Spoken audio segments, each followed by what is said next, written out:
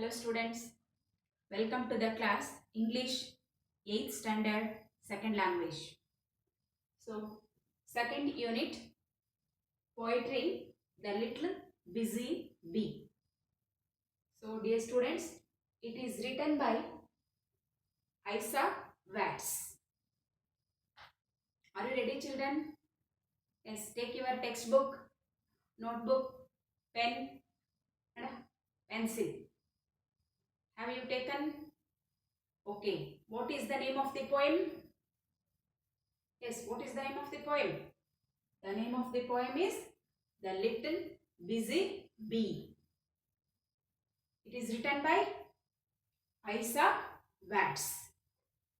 So, is it clear? What is the name of the poem? The Little Busy Bee, and the poet is Isaac Watts. So, first we know about the poet. Already we know the name of the poet. So, the name of the poet is Isaac Watts. So, open your textbook students. Okay, please see the textbook page number 31. Poetry, The Little Busy Bee. It is written by Isaac Watts. So, Isaac Watts was born on July 17th, 1674 and died on November 25th, 1748. He had mastered Latin, Greek, Hebrew and French. The first hymn book composed by him for children was Hore-i-Lyric.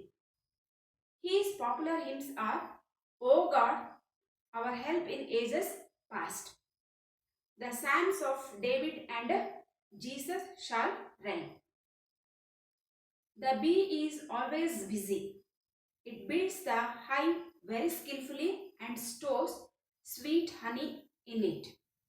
Like the bee, we too must be busy and always do useful work. So dear student, here the poet Isaac Watts described the work of the busy bee. So the poet called bee a busy bee. So have you seen bee? How is it? So bee ನೋಡಿದಿರಲ್ವಾ ಮಕ್ಕಳೇ ನೀವು? B ಅಂದ್ರೇನು? ಹೌದು, ಜೇನು ಹುಳು. ಹಾಗಾದ್ರೆ ಅದು ಹೆಂಗಿದೆ ಅಂತ ಹೇಳ್ತಿದ್ದಾರೆ ಪೋಯಿಟು? ಈಸ್ ಆಲ್ವೇಸ್ ಬಿಸಿ. ಬಿಸಿ ಅಂದ್ರೆ ಅದಕ್ಕೇನು ಟೈಮೇ ಇಲ್ಲ, ರೆಸ್ಟ್ಲೆಸ್ ಅಂತ. ಅದು ಯಾವಾಗಲೂ ವರ್ಕಲ್ಲೇ ಇರುತ್ತೆ, ಅಂದ್ರೆ ಅದು ಯಾವತ್ತೂ ರೆಸ್ಟ್ ತಗೊಳಲ್ಲ. ಅದು ಎಷ್ಟಿದೆ ಹಾಗಾದ್ರೆ ಗಾತ್ರದಲ್ಲಿ? Is it big or very huge? No, it is a very little busy bee. So ಇದು ಅತ್ಯಂತ ಚಿಕ್ಕದಾಗಿರುವಂತಹ, ಯಾವಾಗಲೂ ಬ್ಯುಸಿ ಆಗಿರುವಂತಹ, ಅಂದ್ರೆ ರೆಸ್ಟ್ಲೆಸ್ ಇಂದ ಕೂಡಿರುವಂತಹ ಒಂದು ಬಿ.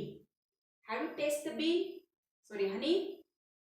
ಬಿ ಕೆಲಸ ಏನಾಗಾದ್ರೆ it produces the honey. Honey ಹೆಸರು ಕೇಳಿದಾರಲ್ವಾ ನೀವು? ಹಾಗಾದ್ರೆ ಹನಿ ಮೀನ್ಸ್ ಜೇನುತುಪ್ಪ.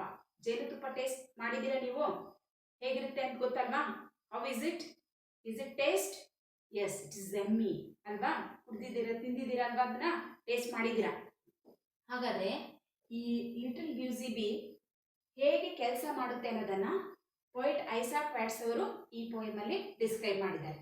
ಹಾಗಾದ್ರೆ ಐಸಾಕ್ ವ್ಯಾಟ್ಸ್ ಅವ್ರ ಬಗ್ಗೆ ನಾವು ತಿಳ್ಕೊಳ್ಳೋದಾದ್ರೆ, Isaac Watts was born on July 17. ಹಾಗಾದ್ರೆ ಯಾವಾಗ ಇವರು ಹುಟ್ಟಿದ್ರು? July 17, 1674. He was born on July 17, 1674 and died on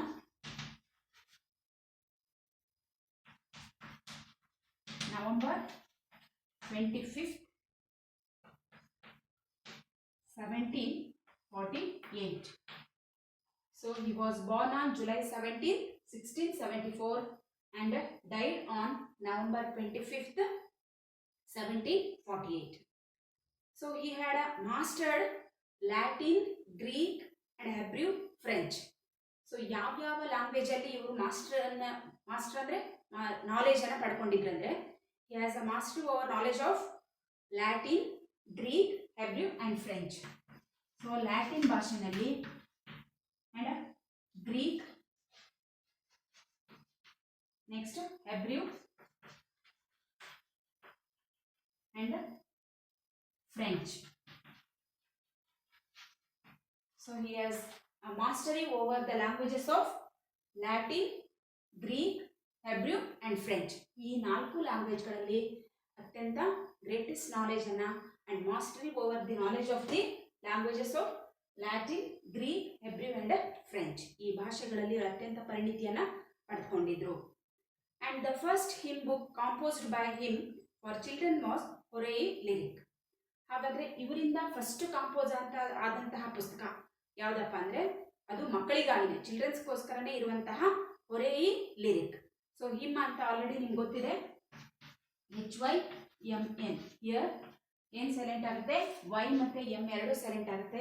ನಾವು ಇದನ್ನು ಏನಂತ ಹೋಗ್ತೇವೆ, ಹಿಮ್ ಅಂತೇವೆ. Hymn means is a devotional song ಅಥವಾ ಭಕ್ತಿಗೀತೆ ಅಂತ ಹೇಳ್ತೇವಲ್ವ, ಆ ಭಕ್ತಿಗೀತೆಯನ್ನು ಫಸ್ಟ್ ಕಂಪೋಸ್ ಮಾಡಿದರು ಫಾರ್ ಯಾರಿಗೋಸ್ಕರ, for children, that is Horae Lyricae.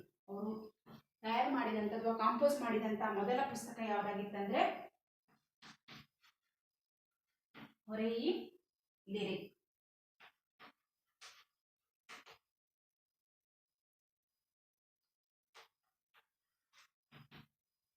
So it is composed by Isaac Watts and it is composed for children.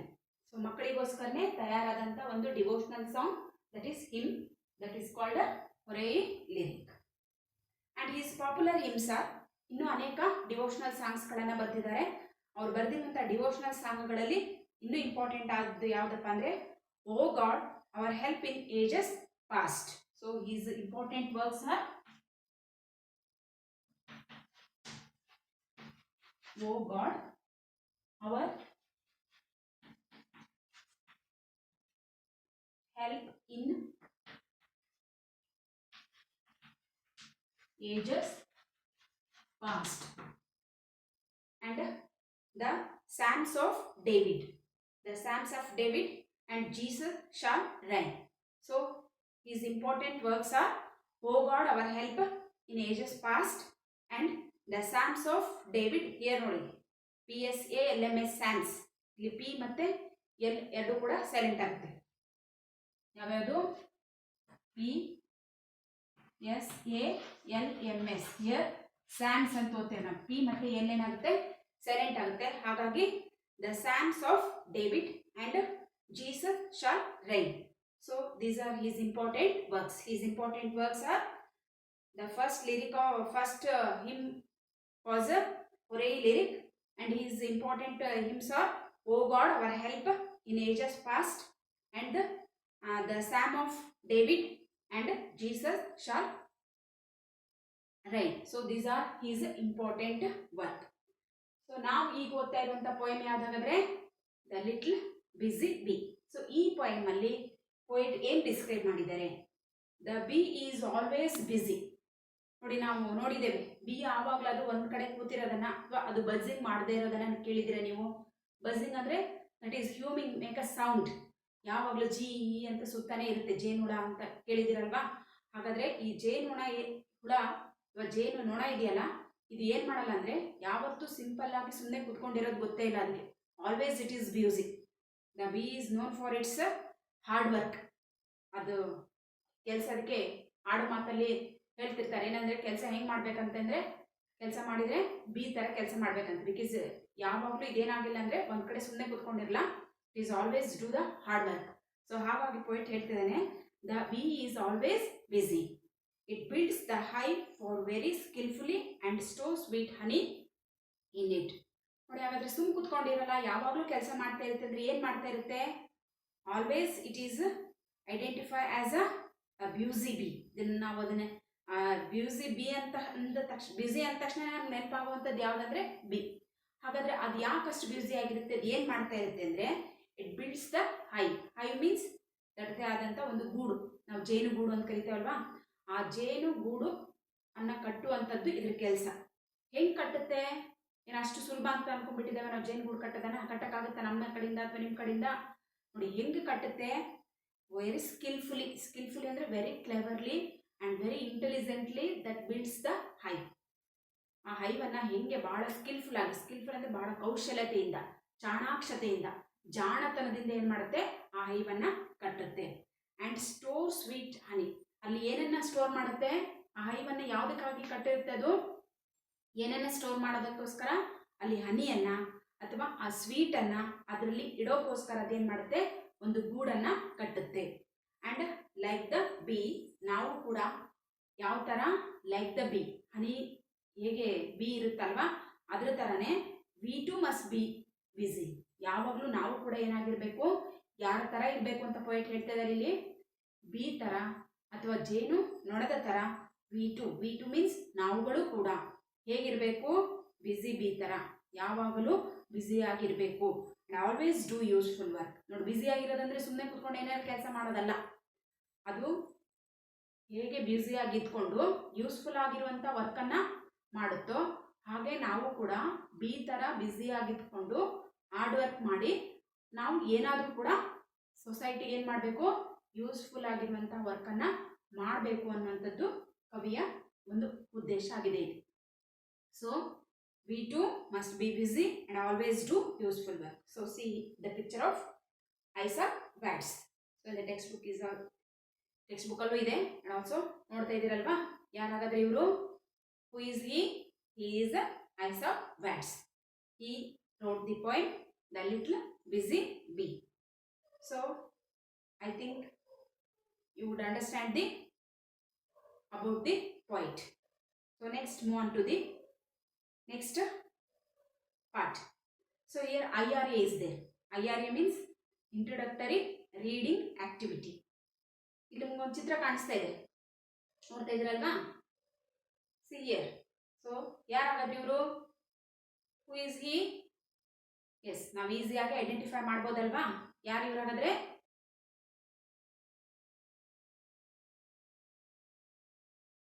ಬಗ್ಗೆ ನಿಮಗೆ ಸ್ವಲ್ಪನಾದ್ರೂ ಐಡಿಯಾ ಇರಬಹುದು ಅನ್ಕೊಂಡಿದ್ದೇನೆ. ಇದೆಯಾ? ಹಾಗಾದ್ರೆ ನೋಡಿ, sir M Visvesvaraya was the Diwan of Mysore state. As a student he earned money by giving tuition to students and paid his school fees. He made a name as chief engineer and later as Diwan of Mysore. He was always busy in some useful work or the other. He used to work for more than 10 hours. He was punctual, self-disciplined and straightforward. He lived for 101 years. He was awarded the highest honor, Bharat Ratna. ನೋಡಿ, sir M ವಿಶ್ವೇಶ್ವರಯ್ಯನವರ ಚಿತ್ರ ನೋಡಿದ್ರಲ್ವ ನೀವು? ಹಾಗಾದ್ರೆ ಅವ್ರು ಹೇಗಿದ್ರು ಅನ್ನೋದಕ್ಕೆ ನೀವು ಅವ್ರ ಬಗ್ಗೆ ಸ್ವಲ್ಪ ಡೀಟೇಲ್ಸ್ ಕನ್ನಡದಲ್ಲಿ ಬೇರೆ ಬೇರೆ ಲ್ಯಾಂಗ್ವೇಜ್ಗಳಲ್ಲಿ ನೀವು ಓದಿದ್ದೀರ ಅವ್ರ ಬಗ್ಗೆ. ಹಾಗಾದರೆ ಈ ವಿಶ್ವೇಶ್ವರಯ್ಯ ಚಿತ್ರಕ್ಕೂ ಇಲ್ಲಿರುವಂತಹ ಬಿಸಿ ಬಿ ಪೋಯಮ್ಗೂ ವಾಟ್ ಈಸ್ ದ ರಿಲೇಟೆಡ್, ಏನಿರಬಹುದು, ಯಾಕೆ ಇವ್ರು ಚಿತ್ರ ಕೊಟ್ಟರು ಅನ್ಸುತ್ತೆ ಅನ್ನೋ ಡೌಟ್ ನಿಮ್ಗೆ ಬಂದಿದೆ ಅಲ್ವಾ? ನೋಡಿ, ಯಾಕೆಂದರೆ sir M Visvesvaraya was the Diwan of Mysore state. ನಮ್ಮ ಕರ್ನಾಟಕ ರಾಜ್ಯವನ್ನು ಹಿಂದೆ ಏನಂತ ಕರೀತಾ ಇದ್ರು? ಮೈಸೂರು ಅಂತ ಕರೀತಾ ಇದ್ರು. ಆಮೇಲೆ ಅದು ಏಕೀಕರಣಗೊಂಡಾದ್ಮೇಲೆ ನಾವು ಅದಕ್ಕೆ ಕರ್ನಾಟಕ ಅಂತ ಹೆಸರು ಕೊಟ್ವಲ್ವಾ? ಹಾಗಾದ್ರೆ ಹಳೆ ಮೈಸೂರಿನಲ್ಲಿ ಸರ್ ಎಂ ವಿಶ್ವೇಶ್ವರಯ್ಯನವರು ಏನಾಗಿದ್ರು? ದಿವಾನರಾಗಿದ್ರು. ದಿವಾನರು ಅಂದರೆ ಮಂತ್ರಿಗಳಾಗಿದ್ರು.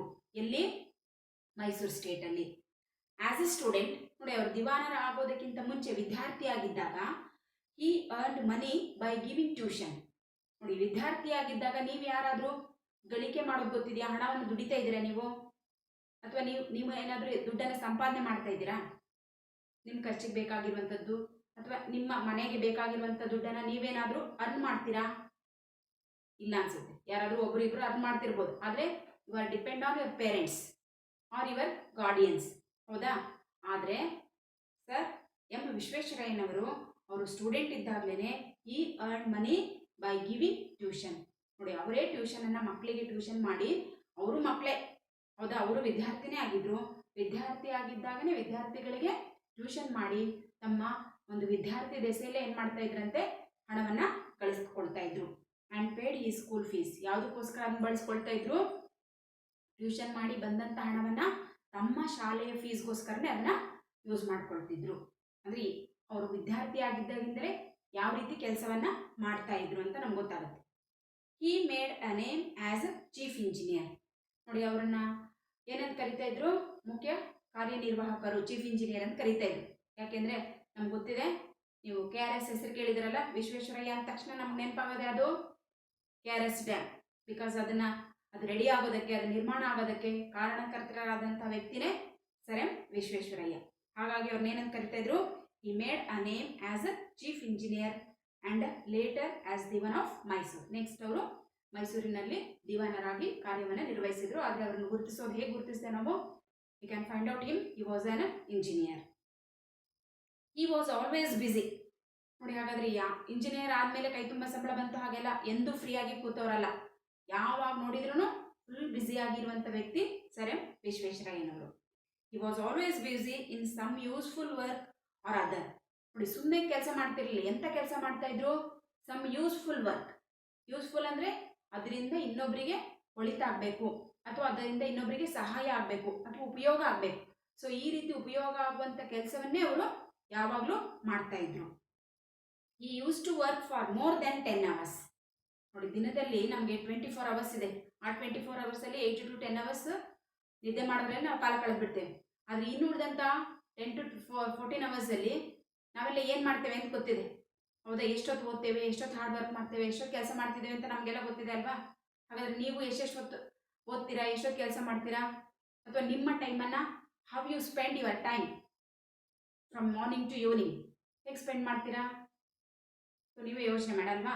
ಆದರೆ ಸರ್ ಎಂ ವಿಶ್ವೇಶ್ವರಯ್ಯನವರು ಏನು ಮಾಡ್ತಾ ಇದ್ರಂತೆ, ದಿನದಲ್ಲಿ 10 hours, ನೋಡಿ 8 to 10 hours ನಾವು ನಿದ್ದೆ ಮಾಡ್ತೇವೆ. ಇನ್ನು ಉಳಿದಂಥ 14 hours-ಅಲ್ಲಿ ಅವ್ರು ಮೋರ್ ದೆನ್ 10 hours-ಅನ್ನು ಯಾವುದಕ್ಕೋಸ್ಕರ ಬಳಸ್ಕೊಳ್ತಾ ಇದ್ರಂತೆ?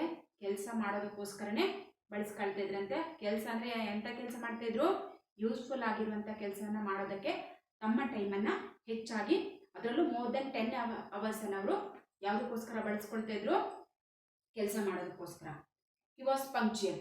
ನೋಡಿ, ಕೆಲಸ ಮಾಡೋದು ಸುಮ್ಮನೆ ಈಗ 10 ತಾಸು 12 ತಾಸು ನಿದ್ದೆಗೆಟ್ಟು ಕೆಲಸ ಮಾಡಿದೆ ಅಂದರೆ ಅದರಿಂದ ಏನು ಯೂಸ್ ಆಯಿತು? ಏನಾದರೂ ಯೂಸ್ ಆಗುವಂಥ ಕೆಲಸ ಮಾಡಿದರೆ ನಾವು 10 ತಾಸು 12 ತಾಸು 13 ತಾಸು ಕೆಲಸ ಮಾಡಿದ್ದಕ್ಕೆ ಒಂದು ವ್ಯಾಲ್ಯೂ ಇರುತ್ತೆ, ಒಂದು ಅರ್ಥ ಇರುತ್ತೆ. ಆದರೆ ನಾವು ಏನೂ ಯೂಸ್ಫುಲ್ ಆಗುವಂಥ ಕೆಲಸನೇ ಮಾಡಲಿಲ್ಲ ಅಂದರೆ, ನೀವು ಇಡೀ ದಿನಗಂಟಲೆ ಎಚ್ಚರ ಇದ್ರೂ ಅಷ್ಟೇ, ಇಡೀ ದಿನಗಂಟಲೆ ವರ್ಕ್ ಮಾಡಿದ್ರು ಅದರಿಂದ ಯಾವುದೇ ರೀತಿಯಾದಂಥ ಯೂಸ್ ಆಗಲ್ಲ. That is useless. ಆದರೆ ಇವರು ಹೇಗೆ ಕೆಲಸ ಮಾಡ್ತಾ ಇದ್ರು ಅಂದರೆ, he was very punctual. Punctual ಅಂದರೆ ಪರ್ಫೆಕ್ಟ್, ಪ್ರಾಪರ್ ಆಗಿದ್ರು. ಪ್ರಾಪರ್ ಟೈಮ್, ಈ ಟೈಮಿಗೆ ಬರಬೇಕು ಅಂದರೆ ಆ ಟೈಮಲ್ಲಿ ಇದ್ಬಿಡ್ಬೇಕು. ಆ ಟೈಮ್ ಅಷ್ಟೊತ್ತಿಗೆ ಕೆಲಸ ಆಗಬೇಕಂದ್ರೆ ಆ ಟೈಮಿಗೆ ಕೆಲಸ ಮುಗಿದು ಬಿಡಬೇಕು ಅಟ್ ಎನಿ ಕಾಸ್ಟ್. ಅದು ಕಮಿಟ್ಮೆಂಟ್ ಅಂದರೆ ಕಮಿಟ್ಮೆಂಟ್. ಆ ಥರ ಪಂಕ್ಚುಯಲ್ ಆಗಿದ್ರು. And self disciplined. ನೋಡಿ, ಡಿಸಿಪ್ಲಿನ್ ಇರಬೇಕು. ಅದು ನಾವು ಯಾವತ್ತಾದ್ರೂ ನಮಗೆ ನಾವು ಸೆಲ್ಫ್ ಡಿಸಿಪ್ಲಿನ್ ಅಂದ್ಕೊಳ್ತೇವಾ? ಇನ್ನೊಬ್ಬರಿಂದ ಡಿಸಿಪ್ಲಿನ್ ಬಯಸ್ತೇವೆ ಹೊರತು ನಾವು ಡಿಸಿಪ್ಲಿನ್ ಆಗಿರೋದಕ್ಕೆ ಇಷ್ಟಪಡಲ್ಲ. ನೀವು ಡಿಸಿಪ್ಲಿನ್ ಆಗಿಲ್ಲ ಅಂತ ಇನ್ನೊಬ್ರಿಗೆ ಹೇಳ್ತೇವೆ, ಆದರೆ ಅದಕ್ಕಿಂತ ಮುಂಚೆ ನಾವು ಸೆಲ್ಫ್ ಡಿಸಿಪ್ಲಿನ್ ಆಗಿರಬೇಕು, ಹೌದು ತಾನೆ? ಹಾಗೆ ಸರ್ ಎಂ ವಿಶ್ವೇಶ್ವರಯ್ಯನವರು ಸ್ವತಃ ತಾವೇ ಶಿಸ್ತಿನ ವ್ಯಕ್ತಿಯಾಗಿದ್ದರು, ಪಂಕ್ಚುಯಲ್ ಆಗಿದ್ದರು, ಸೆಲ್ಫ್ ಡಿಸಿಪ್ಲಿನ್ ಪರ್ಸನ್ ಆಗಿದ್ದರು, and straight forward. Straight forward ಅಂದರೆ ತಮಗೆ ಏನು ಅನಿಸುತ್ತೋ ಅದನ್ನು ನೇರವಾಗಿ ಯಾವುದೇ ಮುಲಾಜಿಲ್ದಂಗೆ ಏನು ಮಾಡ್ತಾಯಿದ್ರು? ಹೇಳ್ತಾಯಿದ್ರು. ಅಂದರೆ ಅದು ಯಾರೇ ಆಗಿರಲಿ, ಅದು ಸರಿ ಇಲ್ಲ ಅಂದರೆ, ಅಥವಾ ಅದು ಏನಾದರೂ ಉಪಯೋಗ ಆಗಲಿಲ್ಲ ಅಂದರೆ, ಅಥವಾ ಯಾವುದಾದ್ರೂ ಅದರಲ್ಲಿ ಅವರಿಗೆ ದೋಷ ಕಂಡು ಬಂದರೆ ಯಾರಿಗೂ ಕೇರೆ ಮಾಡ್ದಂಗೆ ಏನು ಮಾಡ್ತಾಯಿದ್ರು? ಸ್ಟ್ರೇಟ್ ಫಾರ್ವರ್ಡ್ ಆಗಿ ತಮಗೆ ಅನಿಸಿದ್ದನ್ನು ನೇರವಾಗಿ ಹೇಳುವಂತಹ ವ್ಯಕ್ತಿತ್ವವನ್ನು ಹೊಂದಿದಂಥವರು Sir M Visvesvaraya. He was a man of punctual and self discipline and straightforward person. He lived for 101 years. ನೋಡಿ, ಹಾಗಾದರೆ ಇಂತಹ ಮಹಾನ್ ವ್ಯಕ್ತಿ ಎಷ್ಟು ವರ್ಷ ಬದುಕಿದ್ರು? 101 year. ಹೌದಾ? ನಾವು ಇಮ್ಯಾಜಿನ್ ಮಾಡ್ಕೊಳ್ಳೋಕ್ಕೂ ಆಗಲ್ಲ. ಈಗೆಲ್ಲ 50, 60, 70ಗೆ ಎಲ್ಲ ಏನಾಗ್ತಾ ಇದೆ, ಕತೆ ಮುಗಿತಾ ಇದೆ. ಆದರೆ ಎಷ್ಟು ವರ್ಷ ಬದುಕಿದ್ರು ಇವರು? 101 years he was living. He was awarded the highest honor, Bharat ರತ್ನ. ಅತ್ಯಂತ ಪ್ರತಿಷ್ಠಿತ ಅವಾರ್ಡ್ ಆಗಿರುವಂತಹ ಭಾರತ ರತ್ನ ಅನ್ನುವಂತಹ ಗೌರವ, ಒಂದು ಹೈಯೆಸ್ಟ್ ಅವಾರ್ಡನ್ನು ಕೂಡ ಇವರು ತಗೊಂಡು ಗೌರವನ ಪಡೆದಿದ್ದಾರೆ. ಅಂದರೆ ಇವರು ಮಾಡಿದ ಕೆಲಸಕ್ಕೆ, ನಾವು ಮಾಡುವಂಥ ಕೆಲಸ ಅದು ಯೂಸ್ಫುಲ್ ಆಗಿದ್ರೆ ಪ್ರಶಸ್ತಿಗಳು ನಮ್ಮನ್ನು ತಾವಾಗೇ ಹುಡ್ಕೊಂಡು ಬರ್ತಾವೆ ಅನ್ನೋದಕ್ಕೆ ನಿಜವಾದ ಸಾಕ್ಷಿ ಅಂದರೆ ಯಾರು? Sir M Visvesvaraya. ಹಾಗಾಗಿ ಅವರಿಗೆ ಅತ್ಯಂತ ಪ್ರತಿಷ್ಠಿತವಾಗಿರುವಂತಹ ಒಂದು ಗೌರವ ಸಿಕ್ಕಿದ್ದು ಯಾವ ರೀತಿ ಅಂದರೆ ಭಾರತ ರತ್ನ ಅವಾರ್ಡ್ ಸಿಗೋದ್ರೊಂದಿಗೆ ಅವರನ್ನು ಗೌರವಿಸಲಾಯಿತು, ಹೌದಲ್ವಾ? ಸೊ ನೋಡಿ, ಹಾಗಾದರೆ ಇಲ್ಲಿ ಒಂದ್ ಕಡೆ ಬಿ ಅಂತ ಹೇಳ್ತಾ ಇದೀವಿ, ಮತ್ತೊಂದ್ ಕಡೆ ಯಾರನ್ನ ಹೇಳ್ತಾ ಇದ್ದೇವೆ, ಸರ್ ಎಂ ವಿಶ್ವೇಶ್ವರಯ್ಯ ಅಂತ ಹೇಳ್ತಿದ್ದೇವೆ. Is there any relation between bee and Sir Visvesvaraya ಅನಿಸ್ತಾ ಇದೆಯಾ? ಹಾಗಾದ್ರೆ ಇವರಿಬ್ಬರಿಗೆ ಏನಾದ್ರೂ ಲಿಂಕ್ ಮಾಡ್ಬೋದಾ, ಅಥವಾ ಇವರಿಬ್ಬರಿಗೆ ಮಧ್ಯೆ ಏನಾದ್ರೂ ಸಂಬಂಧ ಇದೆಯಾ? B always it is busy, ಹೌದಾ? ಹಾಗೇನೆ ವಿಶ್ವೇಶ್ವರಯ್ಯ ಸುಮ್ ಕೂತ್ಕೊಳ್ತಿದ್ರಾ? ಏನ್ ಮಾಡ್ತಾ ಇದ್ರು? Is always do any work, ಯಾವ್ದಾದ್ರು ಕೆಲಸದಲ್ಲಿ ತೊಡಗಿರ್ತಾ ಇದ್ರು. ಅದರಲ್ಲೂ 10 hours ಅನ್ನ more than 10 hours was in work, ಹೌದಾ? ಹಾಗಾದ್ರೆ ಅವೆರಡು ನಾವು ಬಿಗೂ ಮತ್ತು ವಿಶ್ವೇಶ್ವರಯ್ಯಗೂ ಕಂಪೇರ್ ಮಾಡಿದಾಗ ಅವರಿಬ್ರಿಗೆ ಲಿಂಕ್ ಇದೆ ಅನ್ಸುತ್ತಲ್ವಾ? ಬಿ ಹೇಗೆ ಹಾರ್ಡ್ ವರ್ಕ್ ಮಾಡ್ತಾ ಇತ್ತು, ಹಾಗೇನೆ ವಿಶ್ವೇಶ್ವರಯ್ಯ ಕೂಡ ಏನ್ ಮಾಡ್ತಾ ಇದ್ರು? ಹಾರ್ಡ್ ವರ್ಕ್ ಮಾಡ್ತಾ ಇದ್ರು. ಮತ್ತೆ ಬಿ ಯೂಸ್ಫುಲ್ ಆಗಿರುವಂತ ಸ್ವೀಟ್ ಆಗಿರುವಂತ ಹನಿಯನ್ನ ನಮ್ಗೆ ಕೊಡುತ್ತೆ. ಹಾಗಾದ್ರೆ ಇವ್ರು ಕೊಟ್ಟಿದ್ದಾರೆ ತಾನೆ. ಪಂಕ್ಚುಯಲ್ ಆಗಿದ್ರು, ಸೆಲ್ಫ್ ಡಿಸಿಪ್ಲಿನ್ ಆಗಿದ್ರು, ಸ್ಟ್ರೇಟ್ ಫಾರ್ವರ್ಡ್ ವ್ಯಕ್ತಿ ಆಗಿದ್ರು, ಸಮಾಜಕ್ಕೆ ತಮ್ಮದೇ ಆದಂತ ಕೊಡುಗೆಯನ್ನ ಕೊಟ್ಟಿದ್ದಾರೆ. ಇವತ್ತು ಅವರಿಲ್ಲ, ಆದ್ರೂ ಕೂಡ ಅವ್ರ ಕೊಡುಗೆ ಇದೆ ತಾನೆ. ಹಾಗಾದ್ರೆ ಇಬ್ರು ಈ ಬಿಗೂ ಮತ್ತು ವಿಶ್ವೇಶ್ವರಯ್ಯಗೂ ಸಿಮಿಲಾರಿಟಿ ಇದೆ ಅಲ್ವಾ? ಹಾಗಾಗಿನೇ ಇಲ್ಲಿ ಯಾರ ಚಿತ್ರವನ್ನ ಕೊಟ್ಟು ಅದ್ರ ಬಗ್ಗೆ ಡಿಸ್ಕ್ರಿಪ್ಷನ್ ಕೊಟ್ಟಿದ್ದಾರೆ?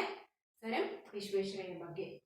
So is it clear students? Next move on to the, ನೋಡಿ ಇಲ್ಲಿ ನೆಕ್ಸ್ಟ್ ಕ್ವಶನ್ಸ್ ಕೊಟ್ಟಿದ್ದಾರೆ. ಆನ್ಸರ್ ದಿ ಫಾಲೋಯಿಂಗ್ ಕ್ವಶನ್ಸ್, ನಿಮಗೋಸ್ಕರನೇ ಕೊಟ್ಟಿದ್ದಾರೆ. ಏನಿದೆ ಕ್ವಶನ್ಸ್ ನೋಡೋಣ ಹಾಗಾದ್ರೆ. ನೋಡಿ, what time do you get up in the morning? ಈಗಂತೂ ನೀವು ಎಷ್ಟೊತ್ತಿಗೆ ಹೇಳ್ತೀರಾ ಅಂತ ಕೇಳಿದ್ರೆ, ಬಿಕಾಸ್ ಶಾಲೆಗೆ ಹೋಗುವಂತ ಅರ್ಜೆಂಟ್ ಇಲ್ಲ, ಬೇರೆ ಎಲ್ಲಾದ್ರೂ ಹೊರಗಡೆನೂ ಹೋಗಂಗಿಲ್ಲ, ಹೌದಾ? ಸೊ ಎಷ್ಟೊತ್ತಿಗೆ ಎದ್ದೇಳ್ತೀರ ಹಾಗಾದ್ರೆ? Are you get up early in the morning? No, ಯಾರೋ ಒಬ್ರು ಇಬ್ರು 3-4 ಜನ, only finger counting students, they are get up in the early in the morning. ಆದ್ರೆ ಆಲ್ಮೋಸ್ಟ್ ಆಲ್ ದ ಸ್ಟೂಡೆಂಟ್ಸ್ 7 ಗಂಟೆಗೆ ಎದ್ರೆ ಜಾಸ್ತಿ ಆಯ್ತು, 7-8 ಹೀಗೆ ಹೇಳ್ತೀರಲ್ವಾ? ಇಲ್ಲ, ನೀವು ಒಳ್ಳೆ ಹುಡುಗರಲ್ವಾ? So you are very good students. So you are get up early in the morning, is it? Okay. So what time? Because ಒಂದು ಗಾದೆ ಮಾತಿದೆ, early to bed and early to get up. ಬೇಗ ಮಲಗಿ ಬೇಗ ಏಳು ಅಂದ್ರೆ ನಮಗೆ ಯಾವುದೇ ರೀತಿಯಾದಂಥ ಒಂದು ಆಲಸ್ಯ ಸೋಮಾರಿತನ ಇರೋಲ್ಲ. ಹಾಗಾಗಿ ನೀವೆಲ್ಲ ಬೇಗ ಹೇಳ್ತೀರಿ ಅಂತ ಅನ್ಕೊಂಡಿದ್ದೇನೆ. Next, do you play or study in the morning? ನೋಡಿ, in the morning do you play or study? ಬೆಳಗ್ಗೆ ಎದ್ದ ತಕ್ಷಣ ಏನು ಮಾಡ್ತೀರಾ? ಆಟ ಆಡಕ್ಕೆ ಹೋಗ್ತೀರಾ ಅಥವಾ ಓದ್ತೀರಾ? ನೋಡಿ, ಆಟ ಆಡೋದು ಒಳ್ಳೇದೇ, ಸಮಯ ಜಾಗಿಂಗು, ಎಕ್ಸಸೈಸು ಅಥವಾ ಯಾವುದಾದ್ರು ಶಟಲ್ ಏನೋ ಆಟ ಆಡಿ ಬಂದು ನೆಕ್ಸ್ಟ್ ಅಂದರೆ ಫುಲ್ ಮಾರ್ನಿಂಗ್ ಎದ್ದ ತಕ್ಷಣ ಅದೇ ಕೆಲಸ ಮಾಡಲ್ಲ, ಓದ್ತಿರಲ್ವಾ? So some students are studies and some students are playing. ಅಂದರೆ ಸುಮ್ಮನೆ ವೇಸ್ಟಾಗಿ ಆಟ ಆಡಲ್ಲ, ಏನಾದರೂ ಆಟ ಆಡಿದರೆ ಹೆಲ್ದಿ ಆಗಿರುವಂಥ ಆಟವನ್ನು ಆಡಬಹುದು. Then, are you entirely dependent on your parents for books and paying fees? If not, how do you earn money? ನೋಡಿ, ಈ ಕ್ವಶನ್ ನಿಮ್ಗೆ ಅರ್ಥ ಆಯ್ತು ಅನ್ಸುತ್ತೆ ಅಲ್ವಾ? ಏನಾದರೆ, are you entirely dependent on your parents? ನೀವು ಎಂಟೈರ್ಲಿ ಮೀನ್ಸ್ ಸಂಪೂರ್ಣವಾಗಿ ನಿಮ್ಮ ಪೇರೆಂಟ್ಸ್ ಮೇಲೇ ಡಿಪೆಂಡ್ ಆಗಿದ್ದೀರಾ. ಆ್ಯಂಡ್ ಯಾವುದಕ್ಕೋಸ್ಕರ? For books and paying fees. ನಿಮ್ಮ ಪುಸ್ತಕ, ಬಟ್ಟೆ, ಬರೆ ಆ್ಯಂಡ್ ಶಾಲೆಗೆ ಕೊಡುವಂಥ ಫೀಸ್, ಇದೆಲ್ಲದಕ್ಕೂ ಪೂರ್ತಿಯಾಗಿ ನೀವು ನಿಮ್ಮ ಪೇರೆಂಟ್ಸ್ ಮೇಲೇ ಡಿಪೆಂಡ್ ಆಗಿದ್ದೀರಾ. Almost all the students they have entirely depend on their parents, isn't it? Some students are exception ಇರಬಹುದು, ಆದರೆ almost all 80% of the students they have to dependent on their parents only. Then if not, ಇಲ್ಲದೆ ಇದ್ರೆ how do you earn money? ಅಂಥವ್ರು ಇಲ್ಲ ಅಂದರೆ, ಇಲ್ಲ ನಮ್ಮ ದುಡ್ಡನ್ನು ನಾವೇ ಗಳಿಸ್ಕೊಳ್ತೇವೆ ಅಥವಾ ನಮ್ಮ ಖರ್ಚನ್ನು ನಾವೇ ನೋಡ್ಕೊಳ್ತೇವೆ ಅನ್ನೋಂಥವ್ರು ಇದ್ರಿ ಅಂದರೆ ಹೇಗೆ ನೀವು ಮನಿಯನ್ನು ಪಡ್ಕೊಳ್ತೀರಾ? How did you get? So some students ಏನು ಮಾಡ್ಬೋದು? ಕೆಲಸ ಮಾಡ್ಬೋದು, ಅಥವಾ ಮತ್ತೇನಾದರೂ ಬೇರೆ ಬೇರೆ ಹೊಲಗಳಿಗೆ ಹೋಗ್ಬೋದು, ಅಥವಾ ಬೇರೆ ಇನ್ಯಾವುದಾದ್ರೂ ಕೆಲಸವನ್ನು ಮಾಡ್ಬೋದು. ಮಾಡಿ, ಏಕೆಂದರೆ ಎಲ್ಲರ ಪರಿಸ್ಥಿತಿ ಒಂದೇ ಥರ ಇರಲ್ಲ. ಕೆಲವೊಬ್ಬರ ಪರಿಸ್ಥಿತಿ ಭಾಳಷ್ಟು ಕ್ರಿಟಿಕಲ್ ಆಗಿರುತ್ತೆ. ಅಂಥವರು ಚಿಕ್ಕ ವಯಸ್ಸಿಂದಲೇ ಏನು ಮಾಡಬೇಕಾಗುತ್ತೆ? ಪೇರೆಂಟ್ಸ್ ಜೊತೆ ಕೆಲಸ ಮಾಡೋಕ್ಕೆ ಹೋಗಬೇಕಾಗುತ್ತೆ. ಸೊ ಹೀಗೆ ನಾವು ಗಳಿಸುವಂಥ ಮಾರ್ಗವನ್ನು ನಮಗೆ ಅವ್ರ ಪೇರೆಂಟ್ಸ್ ಕಲಿಸ್ಕೊಟ್ಟಿರ್ತಾರೆ, ಅಥವಾ ನಾವು ಅವ್ರ ಜೊತೆ ಹೋಗಿರ್ತೇವಲ್ವಾ? ಸೊ ನೆಕ್ಸ್ಟ್ ನೋಡಿ, how long do you study every day usually? Students, ನಿಮಗೆ ಇದು ಡೈರೆಕ್ಟ್ ಆಗಿರುವಂಥ ಕ್ವಶನ್. ಏನು? How long do you study? ಎಷ್ಟು ಟೈಮ್ ನೀವು ಓದ್ತೀರಾ, ಅಥವಾ ಎಷ್ಟೊತ್ತಿನ ತನಕ ಓದ್ತೀರಾ? For 1 hour, 2 hour or 3 hour? ಎಷ್ಟು ತಾಸು ಓದ್ತೀರಾ? ಬೆಳಗ್ಗೆಯಿಂದ ಸಾಯಂಕಾಲ ತನಕ, ಅಥವಾ ಬೆಳಗ್ಗೆಯಿಂದ 24 hours ಒಂದು 8 hours ನಿದ್ದೆ ಮಾಡೋಕ್ಕೆ ತೆಗೆದ್ರಿ ಅಂದರೆ ಇನ್ನು ಎಷ್ಟು ಅವರ್ಸ್ ನೀವು ನಿಮ್ಮ ಸ್ಟಡಿಗೋಸ್ಕರ ನೀವು ಟೈಮನ್ನು ಸ್ಪೆಂಡ್ ಮಾಡ್ತೀರಾ? ಹೌದಾ? ಕೆಲವರು 2 ತಾಸು, 1 ತಾಸು, 3 ತಾಸು ಹೇಳ್ತೀರಾ. ಆದರೆ ಸರ್ ಎಂ ವಿಶ್ವೇಶ್ವರಯ್ಯ ಎಷ್ಟು ತಾಸು ವರ್ಕ್ ಮಾಡ್ತಿದ್ರು 10 ಅವರ್ಸ್. ಹಾಗಾದರೆ ಅವ್ರ ಥರ ನೀವು ಯಾರಾದರೂ 10 ಅವರ್ಸನ್ನು ಪೂರ್ತಿಯಾಗಿ ಓದೋದಕ್ಕೋಸ್ಕರನೇ ಯೂಸ್ ಮಾಡ್ಕೊಂಡಿದ್ದೀರಾ, ಸ್ಪೆಂಡ್ ಮಾಡಿದ್ದೀರಾ? Yes, very good. Some of the students are useful or study every day. Usually 5 to 6 hours or 7 hours, I think 8 hours ತನಕನೂ ಕೂಡ ಕೆಲವೊಂದು ವಿದ್ಯಾರ್ಥಿಗಳು ಸ್ಟಡಿ ಮಾಡೋದಕ್ಕೆ, ರ್ಯಾಂಕ್ ಬರೋರೆಲ್ಲ ಇರ್ತಾರಲ್ಲ ಅವರೆಲ್ಲ ಏನು ಮಾಡ್ತಾರೆ, 8 to 10 hours must they must hard work ಮಾಡೇ ಮಾಡ್ತಾರಲ್ವಾ. ಸೊ ನೀವು ಹಾಗೇನೆ ಓದಿ. And then, do you go to school in time? ಹೋಗ್ತೀರಾ ಶಾಲೆಗೆ ಕರೆಕ್ಟ್ ಟೈಮ್ಗೆ? Yes, almost all the students they went to the school in time. ಹೋಗ್ತಿರಲ್ವಾ? Yes. Then, suppose your teacher is on leave and no other teacher takes your class, how do you spend that time? ನೋಡಿ, ಈಗಂತೂ ಇಲ್ಲ, 3-4 ತಿಂಗಳಿಂದ ನೀವು ಸ್ಕೂಲಿಗೆ ಹೋಗಿಲ್ಲ. So ಅದಕ್ಕಿಂತ ಮುಂಚೆ ಸ್ಕೂಲಿಗೆ ಹೋದಾಗ, if your teacher is on leave, ನಿಮ್ಮ ಟೀಚರ್ ಏನಾದರೂ ರಜೆಯಲ್ಲಿದ್ದರೆ, ಅಥವಾ no other teacher have not taken your class, ಯಾರೂ ನಿಮ್ಮ ಕ್ಲಾಸನ್ನು ತಗೊಳ್ಳದೇ ಇದ್ದರೆ ಏನು ಮಾಡ್ತೀರಾ? How do you spend that time? ಹೇಗೆ ನೀವು ಆ ಟೈಮನ್ನು ಯೂಸ್ ಮಾಡ್ಕೊಳ್ತೀರಾ, ಅಥವಾ ಹೇಗೆ ಕಾಲ ಕಳೀತೀರಾ? ಖುಷಿ ಆಯಿತು ಅಂತ ಹಾರಾಡ್ಬಿಡ್ತೀರಾ ಯಾರೂ ಬರಲಿಲ್ಲ ಅಂತ?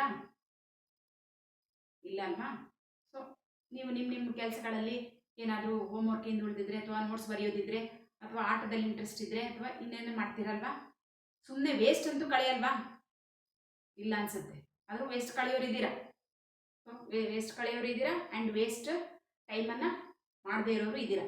ಬಟ್ ಏನೇ ಟೈಮ್ ಸಿಕ್ಕರೂ ಕೂಡ ನಾವೇನು ಮಾಡಬೇಕು? We must useful that time. ಯೂಸ್ಫುಲ್ಲಾಗಿ ಮಾಡ್ಕೋಬೇಕು. Because time is very precious. ಅದು ನಮ್ಗೆ ಈ ಟೈಮ್ ಹೋಯ್ತಂದರೆ next that will not comes again. ಮತ್ತು ಬರುತ್ತಾ?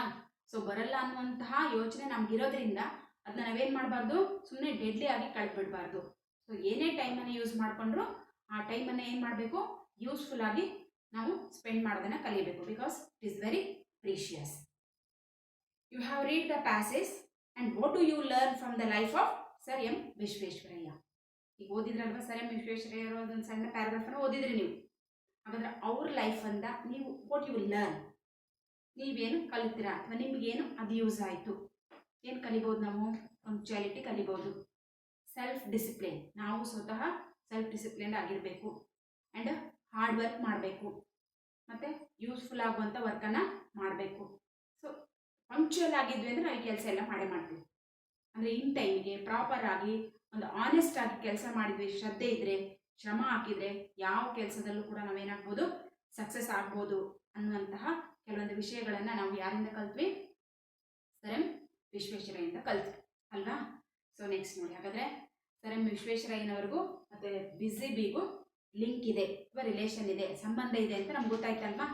ಹಾಗಾದರೆ next move on to the point. ಹೋಗೋಣ. ಹಾಗಾದರೆ ಪಾಯಿಂಟ್ ಹೇಗಿದೆ ಅಂತ ನೋಡಿ. First I will read the point. So please listen students. How does the little busy bee improve each shining hour and gather honey all the day from every opening flower? How skillfully she builds her cell, how neatly she spreads her wax, and labors hard to store it well with the sweet food she makes.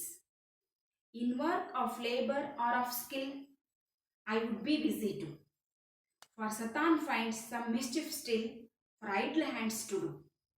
In books or work or healthful play, let my first year be passed, that I may give for every day some good account at last. It is a very short poem and a sweet poem. ಹೌದಾ?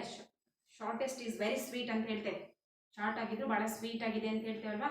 ಹಾಗಾದರೆ ಇರೋದೇ 4 ಸ್ಟ್ರಾಂಜ ಇದೆ. ಆ 4 ಸ್ಟ್ರಾಂಜದಲ್ಲೂ ಕೂಡ only 4 lines ಆಗ್ತದೆ.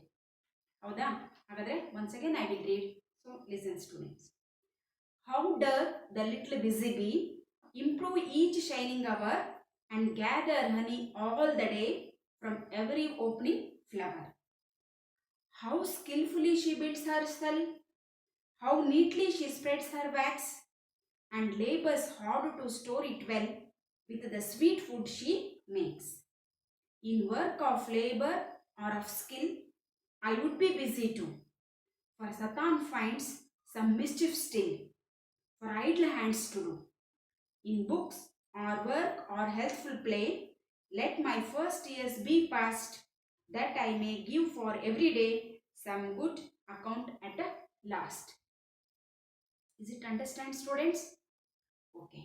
Then I will explain it. Next. So first, write down the glossary or new words. So take down, students. Dearth. Dearth means it is a old language use. ನಾವೇನಂತ ಕರಿತೇವೆ ಇದಕ್ಕೆ ಡಸ್ ಅಂತ ಕರಿತೇವೆ. Then improve. Improve means make good use of. Make good use of. Next, shining. Shining. Shining means bright. Next, gather. Gather means collect. Next, skillful. Skillful means clever. Next, cell. Cell means a small compartment.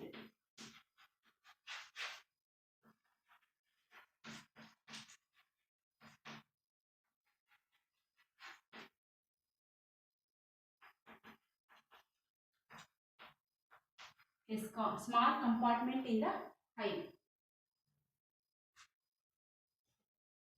Then students,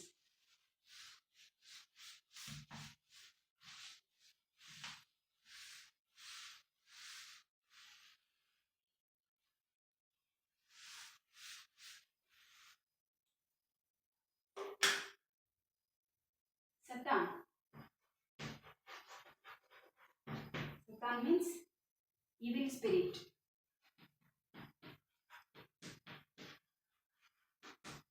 Next, mischief.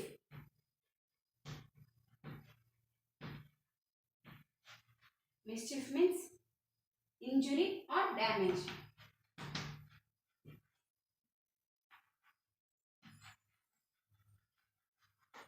Injury or damage. Next, idle. Idle means doing nothing.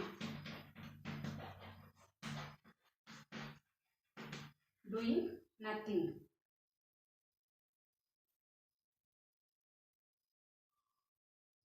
Next, first years. First years means early years. Early years. Next, give account. Give account means say what you have.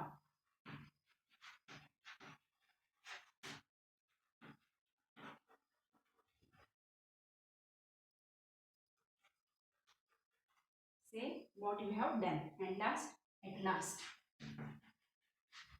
At last means at the end of life.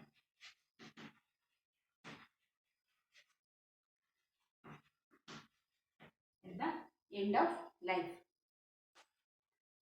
ನೋಡಿ students, new words ಈ poem ಅಲ್ಲಿ ನಾವು ಓದ್ತಾ ಇರುವಂತಹ new ವರ್ಡ್ಸ್ಗಳು. So new words ನಾವೇನು ಓದ್ತಾ ಇದ್ದೇವೆ ಹಾಗಾದ್ರೆ,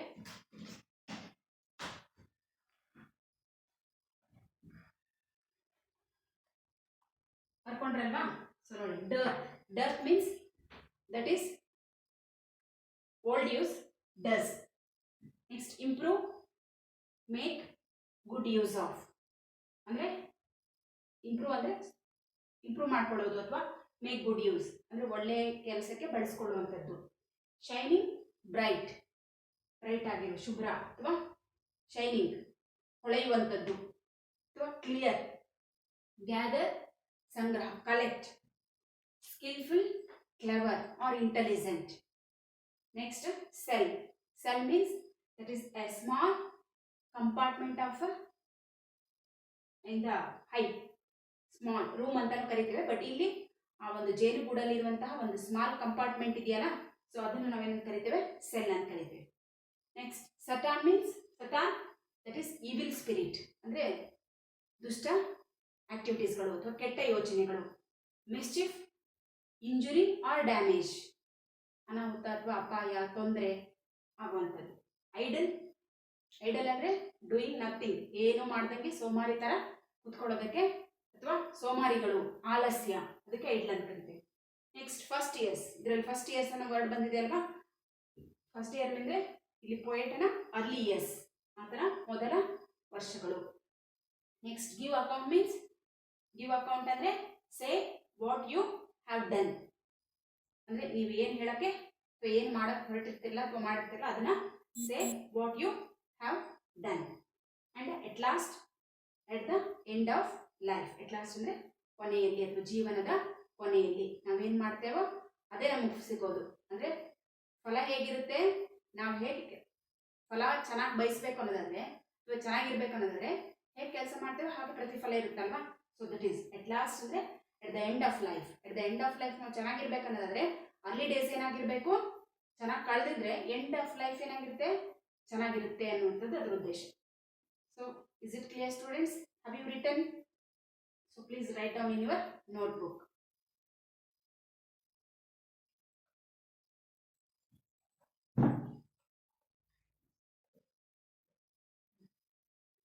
ಸೊ ಬರ್ಕೊಂಡ್ರಲ್ವಾ ಸ್ಟೂಡೆಂಟ್ಸ್? ಹಾಗಾದರೆ ನೆಕ್ಸ್ಟು ಕ್ಲಾಸಲ್ಲಿ ನಾವು ಇದರ ಎಕ್ಸ್ಪ್ಲನೇಷನನ್ನು ನೋಡೋಣ. ಅಲ್ಲಿವರೆಗೂ ನೀವು ಇದನ್ನು ಬರ್ಕೊಂಡು ವರ್ಡ್ಸ್ಗಳೆಲ್ಲ ಕಲಿತು ಪೋಯಮ್ ಓದ್ಕೊಂಡಿರಿ. So next period I will explain this poem. Okay students, thank you. Next we will meet on the next class.